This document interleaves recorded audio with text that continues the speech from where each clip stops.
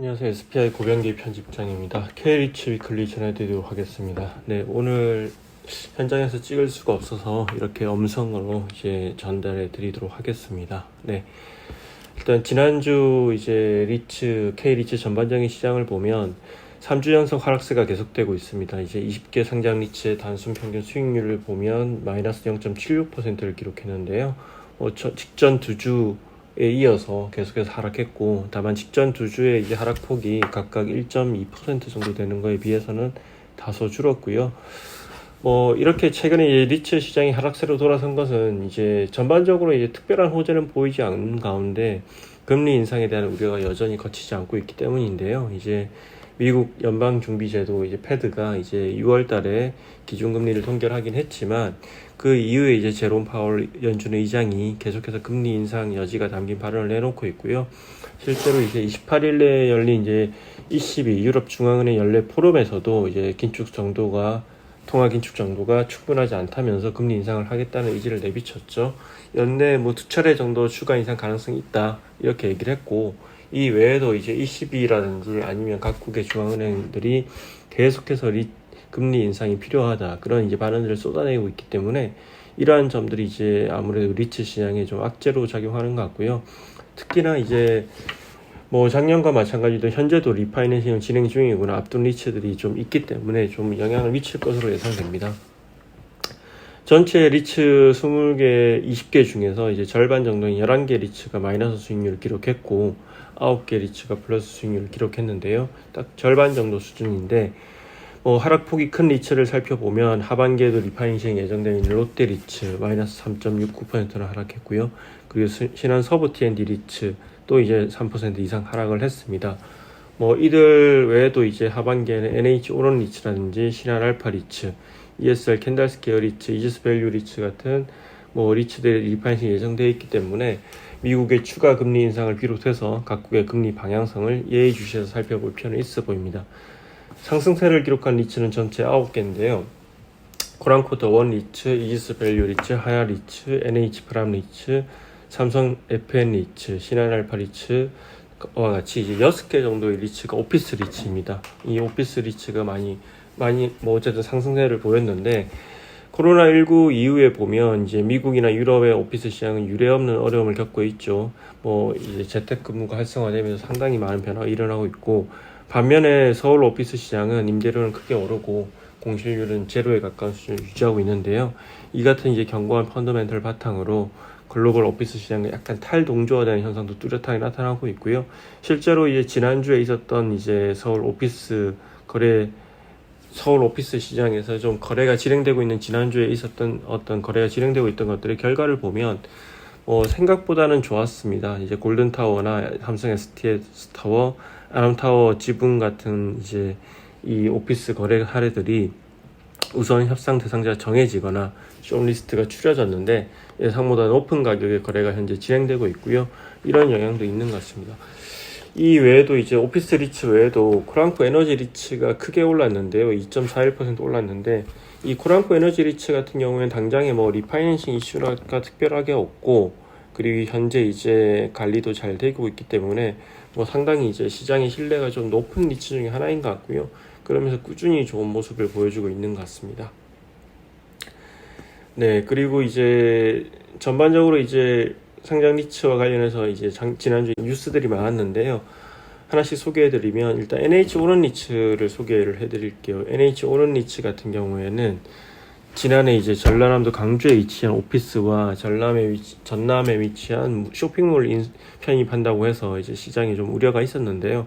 아무래도 이제 한국 같은 경우 수도권과 지방 간의 양극화가 좀 심하게 나타나고 있고, 지방 같은 경우 인구 감소가 진행되고 있기 때문에 갈수록 이제 지방 자산에 대한 어떤 우려가 높아지는 상황이고, 그 상황에서 지방에 있는 자산들을 이제 편입을 한다고 하니까 좀 우려가 나왔는데요. 그래서 그때 이제 NH 오런리츠에서는 앞으로는 이제 서울에 위치한 우량 자산 위주로 편입하겠다 이렇게 이제 밝히기도 했죠. 네. 이런 가운데 이제 지난주에 이제 NH 오런리츠 향후 파이프라인이 될 수 있는 자산이 공개됐습니다. 이제 앞서 말씀드린 자산인데 아람타워 구분 소유 지분이 이제 거래가 되고 있는데 위협이 이제 NH농협 리츠 운용입니다. 근데 이 NH농협 리츠 운용이 다양한 캐피탈을 이용해서 이제 아람타워를 인수하겠다고 밝혔는데, 근데 이제 NH 오런리츠도 향후에 이 아람타워를 이제 파이프라인을 활용할 계획이고, 뭐 지금 현재 진행 거래에서 우선 매수권을 확보하거나 안 되면 여력이 된다면 이 일부 편입하는 방안도 검토하고 있다고 하고요. 뭐 이제 그렇게 이제 하려는 이유는 이제 임대료, 강남 쪽에 이제 오피스 펀더멘털이 워낙 좋기 때문인데요. 공실률이 낮고 임대료가 계속 오르고 있죠. 그래서 아람타워 같은 경우에 지금 현재 평균 이제 NOC가 24만 원 수준인데, 이제 같은 빌딩 안에서도 좀 차이가 크고 평균적으로 이제 30% 초중반에 형성되어 있기 때문에 향후에 이제 NOC 임대료만 올려도 충분히 업사이드가 있을 거라고 보고 이제 그렇게 추진하는 것 같고요. 뭐 만약에 그러니까 파이프라인을 활용할 생각이 있다면 지금 조금이라도 들어가는 게 낫지 않겠나는 생각은 듭니다. 왜냐하면 결국은 이제 말씀드린 대로 임대료 어떤 이제 인상 가능성을 보고 이렇게 투자를 한다고 했는데, 향후에 뭐 이미 충분히 임대료 오른 상태에서 들어가는 것보다는 지금같이 업사이드가 남아있는 상황에서 들어가는 게 더 좋을 것 같고요. 네. 그리고 다음 전해드릴 소식도 이제 NH농협 리츠 운용이 운용하는 리츠인데요. NH 프라임 리츠 소식입니다. 이 지난주에 있었던 소식 중에 또 삼성 STS 타워가 이제 우선 협상 대상자가 정해졌습니다. 매각을 하고 있는데, KB자산운용이 이제 우협으로 정해졌는데, 이 보면 지금 3.3제곱미터당 2,850만 원 수준의 가격을 제시했다고 하거든요. 이 가격이 이제 2019년에 이제 현재 소유주인 유경 PSG 자산운용이 인수할 당시 이 가격보다 크게 오른 가격입니다. 그 당시에는 평당 3.3제곱미터당 2,086만 원으로 이제 인수를 했었죠. 근데 그 당시 투자자 중에 하나가 NH농협 리츠 운영이고요. 현재 이제 150억 원을 투자했고, 그 당시에 현재 NH 프라임 리츠가 수익증권 형태로 보유를 하고 있습니다. 그래서 이 전체 포트폴리오에 차지하는 비중도 16.95%로 상당히 큰데, 이번 매각이 마무리되면 어떤 시세 차익에 대한 어떤 수익을 얻을 수 있고, 이걸 가지고 특별 배당을 할 것이라고 생각이 들기 때문에 이제 아무래도 단기적으로는 뭔가 이제 호재가 될 수 있는 그런 요인인 것 같습니다. 네. 그리고 이지스 레지던스 리츠, 뭐 이건 계속 전해드린 소식인데 560억 원 규모의 이제 ESG 채권을 발행한다고 했고요.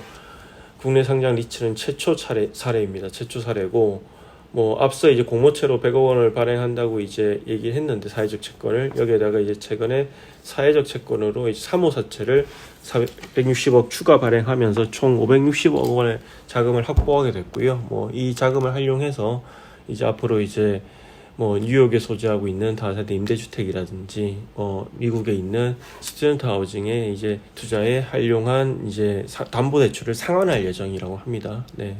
ESG 채권을 발행하는 사례가 점점 더 이제 늘어날 것이라 예상되고요. 아무래도 금리나 이런 점에서 좀 유리한 측면이 있기 때문에 국내 리츠들도 좀 적극적으로 활용할 수 있는 방안을 찾으면 좋을 것 같습니다. 네. 그 외에도 이제 ESR 캔들스퀘어 리츠도 결국 최근에 이제 보면 상장 리츠 최초로 ESG 보고서를 발간한다고 했었죠. 이제 뭐 ESG 채권과 같은 맥락에서 최근에 이제 이런 ESG 관련 이슈들이 이제 워낙 중요해지다 보니까 이런 흐름이 이제 나타나고 있는 것 같고요. 특히나 이제 ESR 캔들스퀘어 리츠 같은 경우에는 캐나다 연구기금인 CPPIB나 블랙록과 같은 이제 해외 외국계 기관 투자자 비중이 상당히 크기 때문에 이런 ESG 보고서 이런 것들이 보다 더 중요하게 여겨질 수 있고요. 실제로 최근에 이제 블랙록이 꼭 ESR 캔들스퀘어 리츠뿐만 아니라 이제 한국에 투자하는 기업들을 보면 대부분 이제 ESG 관련해서 이제 어떤 뭐 어필을 할 수 있는 그런 기업들이 많습니다. 네. 그 외에 또 이제 ESR 캔들스퀘어 리츠 소식이 하나 더 있는데요. ESR 캔들스퀘어 리츠는 이제 최근에 또 지붕에 있는 태양광을 활용해서 새로운 수익 모델을 추구한다고 발표를 했습니다. 네. 이 뭐 물류센터를 보면 이제 지붕에 이제 뭐 그런 태양광을 설치하기 아주 좋은 환경을 갖추고 있는데, 이걸 활용해서 또 태양광 설치하면 추가 수익을 얻을 수 있고요. 사실 이제 한국뿐만 아니라 미국의 이제 프롤로지스와 같은 이 물류센터 리츠들도 이런 전기차 충전소를 설치하거나 옥상에 태양광 에너지 패널을 설치하는 등 친환경 사업을 활용해서 새로운 수익원을 발굴하는 어떤 그런 시도를 많이 하고 있습니다. 네. 그 외에 이제 하나리츠, 마지막으로 하나리츠 소식 하나 더 전해드릴 텐데요. 하나리츠 같은 경우에 최근에 이제 신용평가 기관으로부터 이제 신용등급 이제 A 플러스를 이제 받았습니다. 네.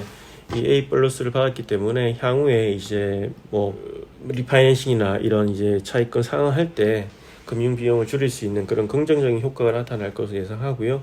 전반적으로 이제 하나리츠 같은 경우에는 이제 여러 가지 부여인 자산의 가치라든지 자산의 어떤 이제 현금 흐름의 안정성 이런 것들이 이제 좀 좋은 평가를 받아서 이제 A 플러스를 받은 것 같고, 뭐 결국 이제 신용 등급을 이렇게 받았다는 거는 이제 말씀드렸듯이 향후에 이제 어떤 리파이낸싱이나 이런 데 유리하게 작용할 수 있는 부분이기 때문에 긍정적인 요인으로 해석할 수 있을 것 같습니다. 이상으로 K리츠 위클리 소식 전해드렸습니다. 고맙습니다.